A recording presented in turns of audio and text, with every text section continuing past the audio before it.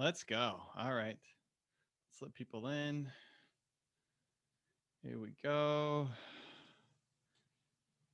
Let's let people in. Admit. Here we go. Here we go. Here we go.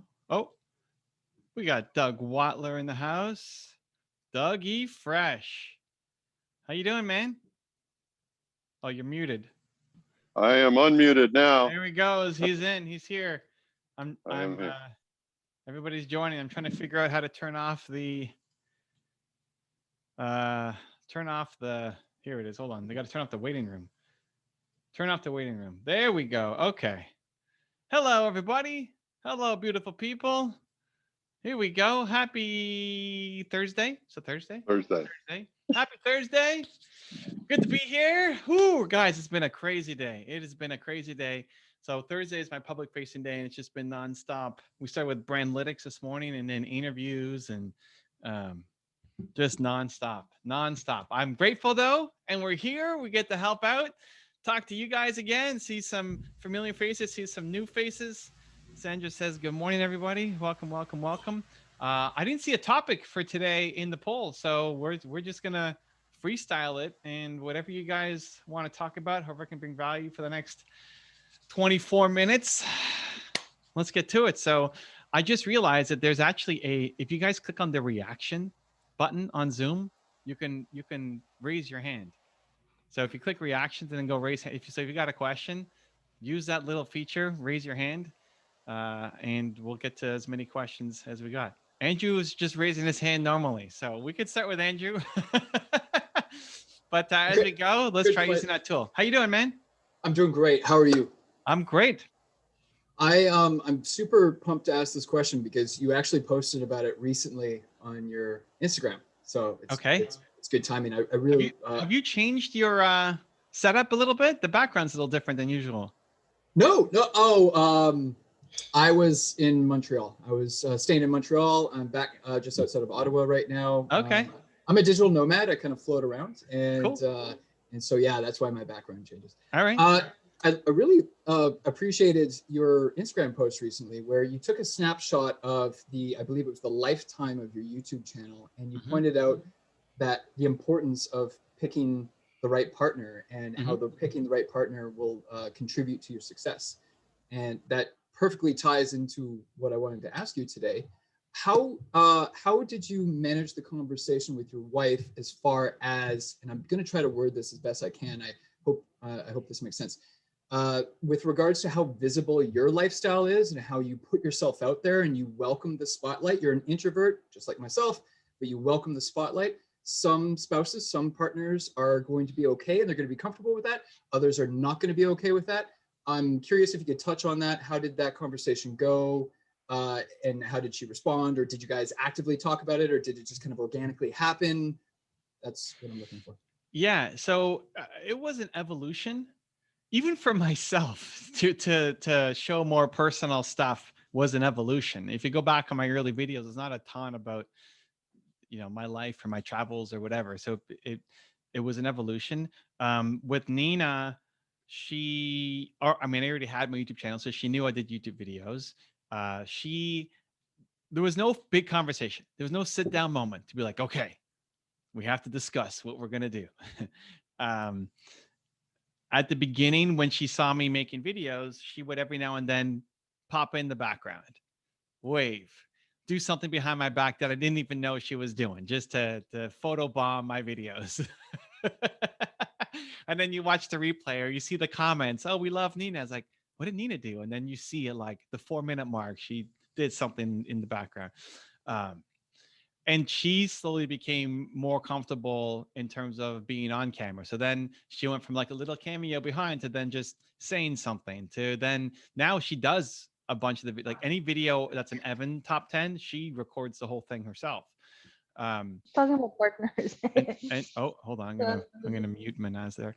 And so that just became an evolution, and it got to the point where like she's for the vlog channel going her to go get a facial done and going in with no makeup, and then you come out of a facial and your face is all purple and whatever, right? And so like she's filming all that in her friend saying, hey, don't you like aren't you scared to be on camera like that? And she's like, I don't know, I guess I was, but I just kind of got used to it.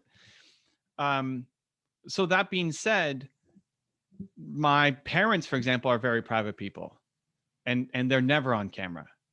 And if I'm going to their house to celebrate something, you might see, an Instagram picture of the cake for whoever's birthday or whatever, but you never see them.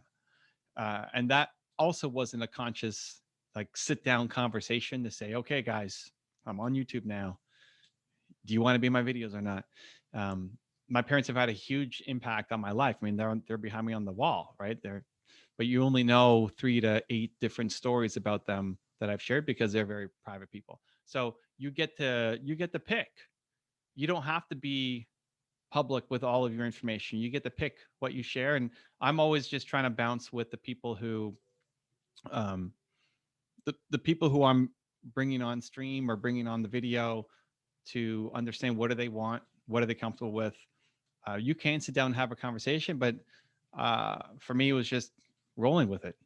Um, I see Zandaman here, who's been an active part of my stream for the gaming channel, and we've had some very in-depth discussions, why don't we call it, on the gaming channel.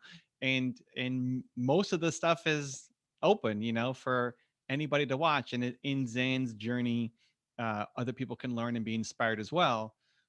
And we've also had, private, like last week we had a private call to go deeper into some of the things that, okay, you know what, like, here's the line of what we're going to share and not share with, like, the whole world to watch your business and evolve. So let's spend some time, like, dive into that part that you may not want to share. His wife came on, right, and I got to meet her, which was amazing, but she's not involved in the live stream. You might see an arm every now and then pop through the door, but she's not involved in that. So it's really just paying attention to the person and what they're comfortable with. I would say in Nina's case, so being super introverted, never wanted to be a YouTuber. She grew into it and she likes it, and that evolved, for her. My son from the beginning is like, yeah, YouTube, let's go. I can't wait. Give me a camera. I'm at, so you bounce with it. Thank you. I really appreciate your feedback on that, because everyone seems to have their own methods. Gary Vee famously never includes his wife or his kids in anything. I don't know anyone who knows what his wife and kids look like, because he actively avoids creating content with them. So I was just curious what your take was on that. So thanks so much for sharing that. Cool. What else? You guys, you can use the hand reaction, or the hand, it's a reaction, right? You can raise your hand in the reactions if you got a question. Nina's, what are you posting, Nina? How come your camera's not turned on? Nina's posting, like, crying faces here at the bottom. We were just talking about you, Nina. Hope you heard it, because we were saying good things. She's giving the love. All right. What else? Who's got something I can give some perspective or help on?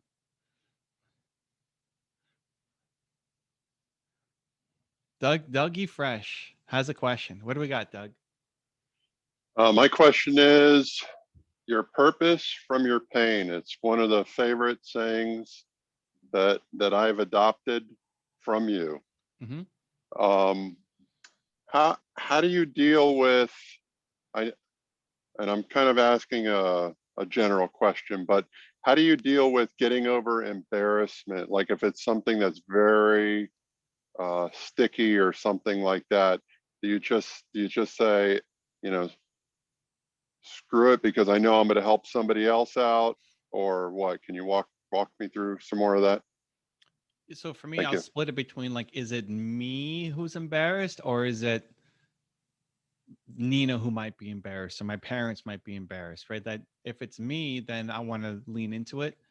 If it's my parents or Nina or somebody else, then that would cause me some pause for sure, and I probably wouldn't do it. Um, I think the more you can lean into your embarrassment, you realize that it actually releases the embarrassment.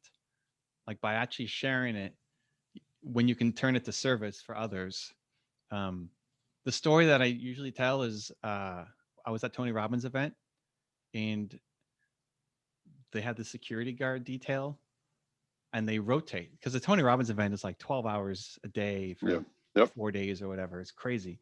And Tony invited me as his personal guest. So I'm sitting there in the front row with my friend Mark. And what I noticed was every 7 to 10 minutes, the security guards would shift. So they're not always sitting in the same spot for 12 hours. And anytime they did a shift, they would fist bump the next person. It was really like low key, not like high five fist bump, just like boom, fist bump, rotate, take your seat, go to the next guy.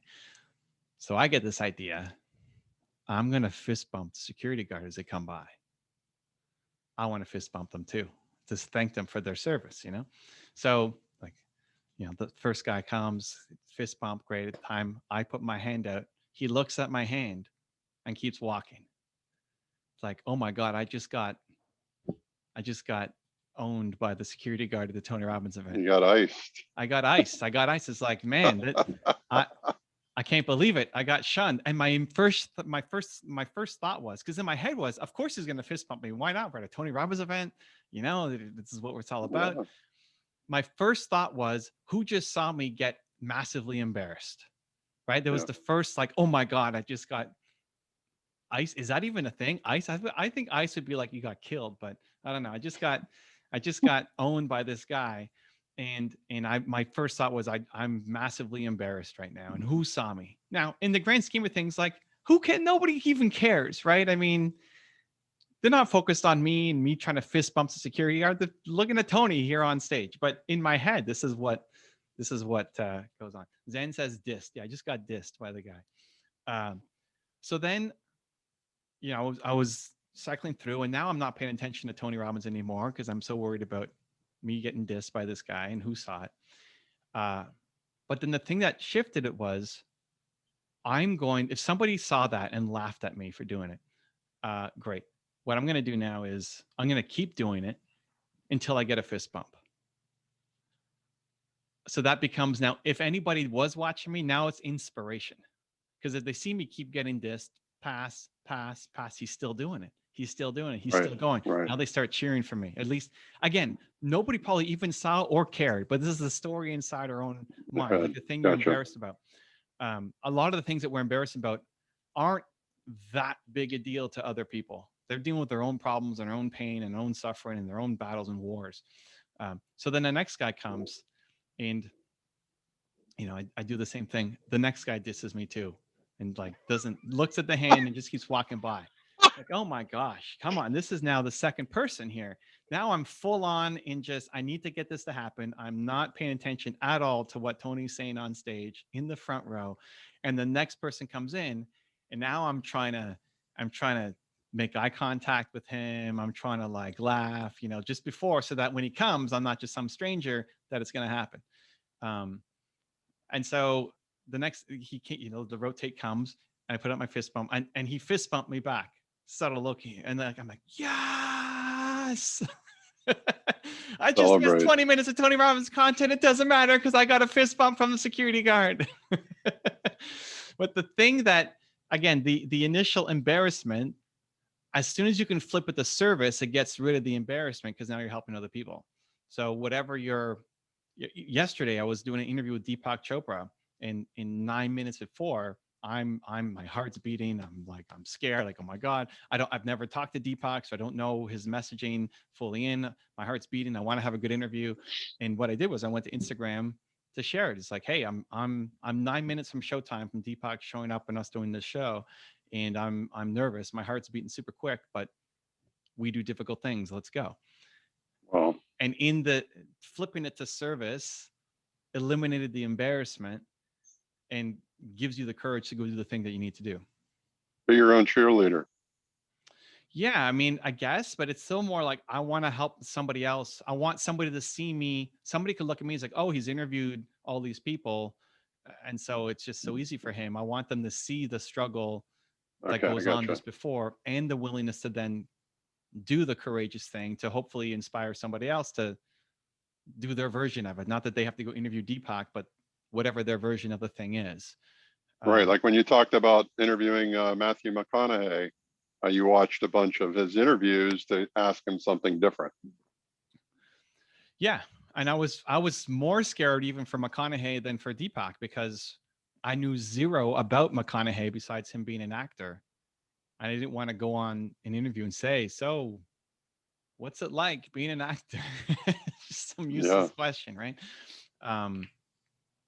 Yeah, so flip it to service. Like it's yes, being your own cheerleader of doing a difficult thing, but recognize that whatever you're so embarrassed by, there are many, many, many, many, many, many people who are embarrassed by the same thing.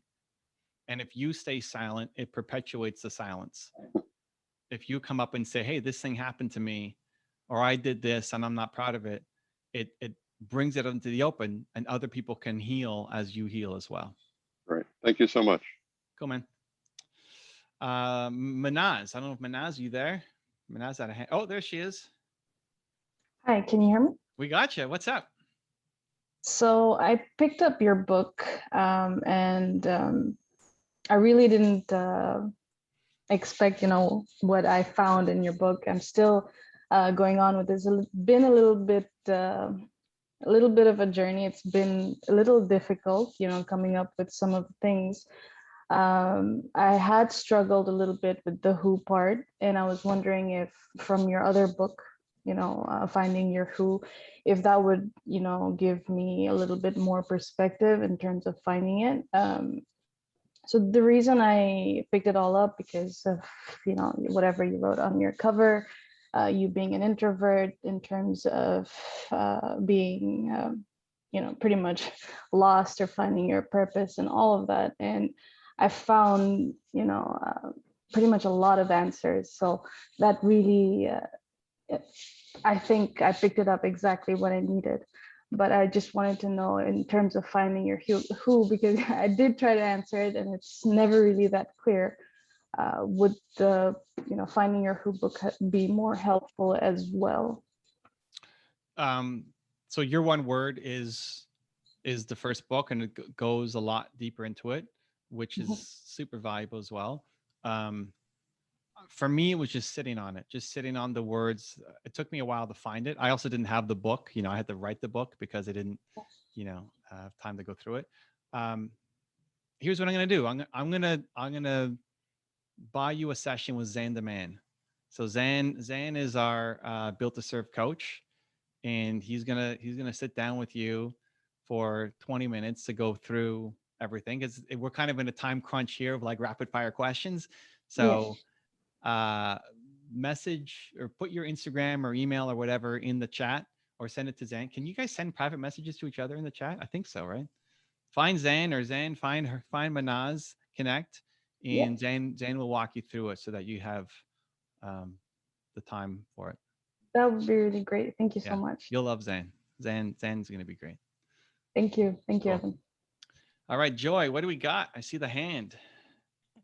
Hey, I found the unmute button too. I like it. Hey, wait, there's different colors of hands too? This is new. Yeah, what's up with that? I didn't even get to pick my color, but it matches my face, so I guess that's okay. That's wild. Okay, great. I don't know. I didn't get to pick it. So you were talking about how it was hard to interview. You get nervous. Mhm. So I'm wondering, so what do you do when you're gonna be with that person and it's not an interview and you're just hanging out? Like if you meet up somewhere or you're doing a project together, how does that work? If you're super nervous to interview them, how do you take that into just being in their presence and being a person with them? So I usually don't just hang out. I suck at hanging out. Okay. We're usually like working on something.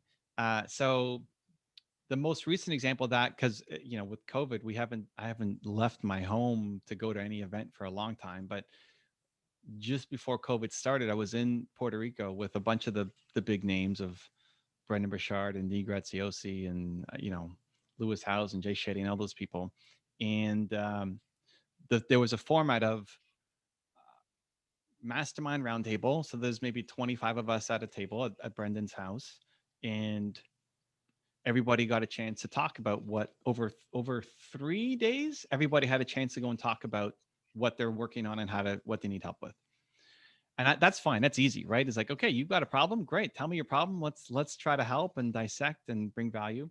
But then there were long breaks where you just hang out. where it's like, okay, go grab lunch or go just take a break. And it's 2 hours later until you sit back down at the table. And everything inside of me was like, okay, I just want to go back to my room because I hate just hanging out without an agenda or like even know what we're talking about.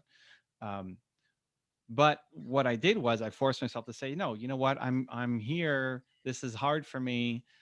I can still help even though there's no kind of fixed agenda. I'm gonna go and try to make it work.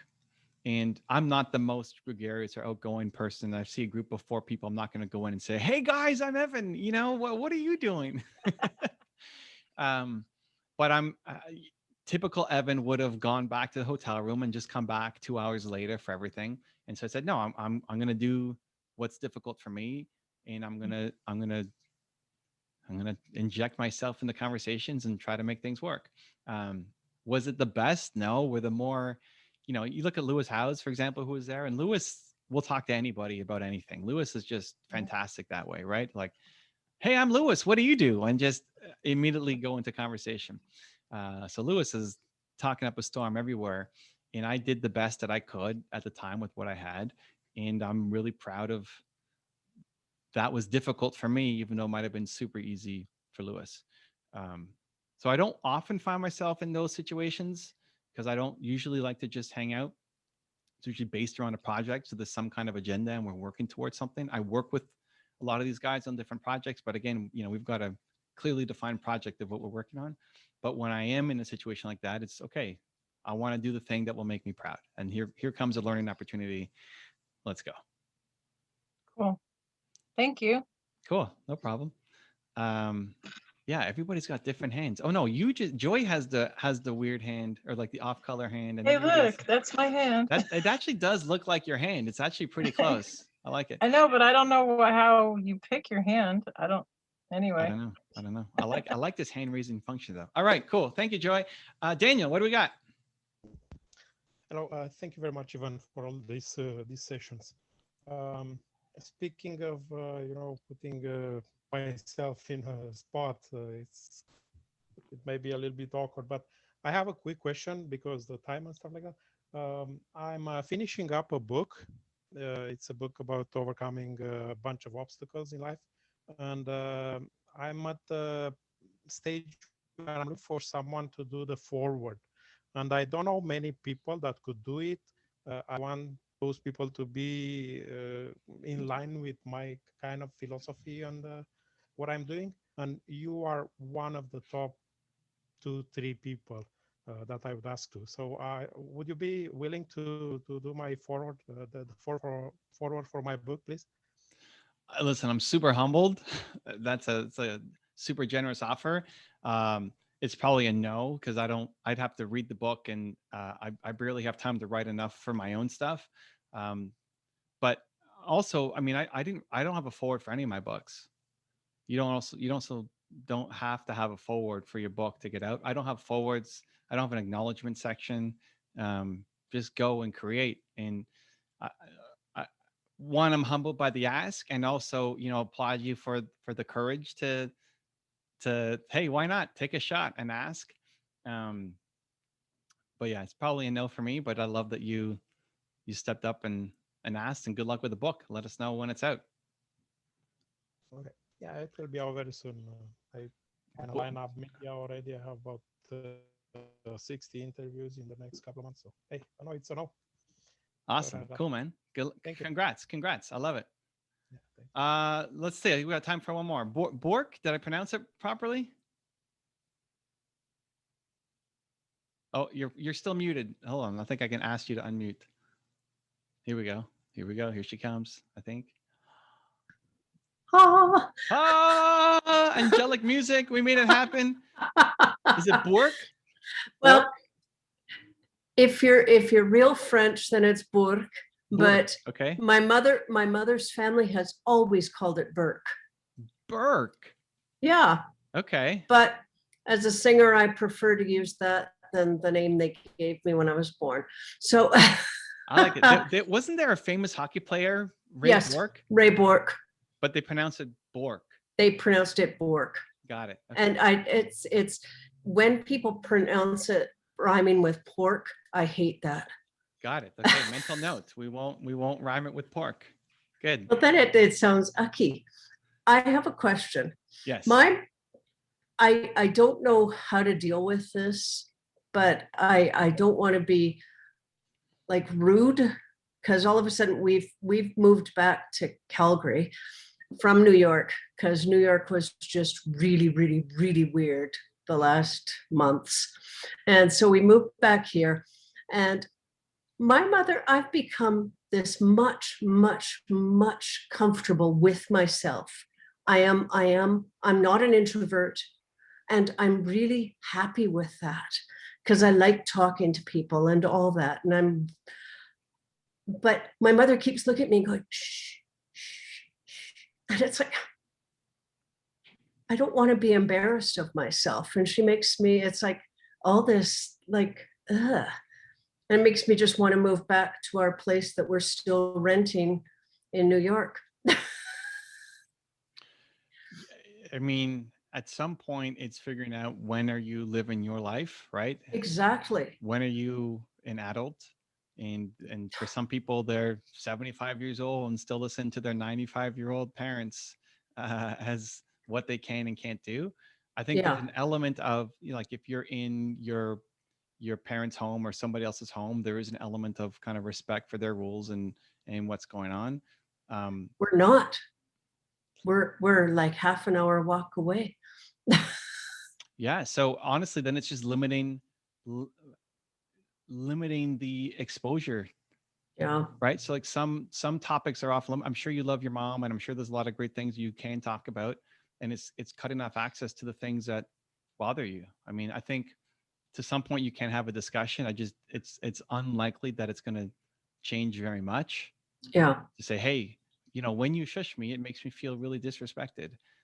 You feels like you're shutting me down, and I don't have my own voice. Like that may do something, but likely won't. It's having empathy and compassion for her and where Well, she's she's coming from. 90. Well, it's like, listen, at some point, I mean, I had to go through my grandfather having Alzheimer's, which is just a terrible thing to go through. Terrible, and they slowly become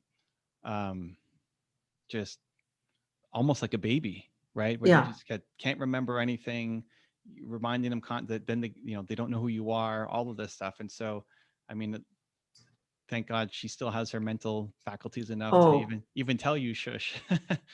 Well, she's one of the smartest people I know, but just empathy for her life and where she's at and her situation and how she was raised, because it was a different era than what you were raised at. And even as a mental prep before going in, I wouldn't even see it as I'm silencing myself around her. You have lots of opportunities to be yourself and express and share your voice and be you.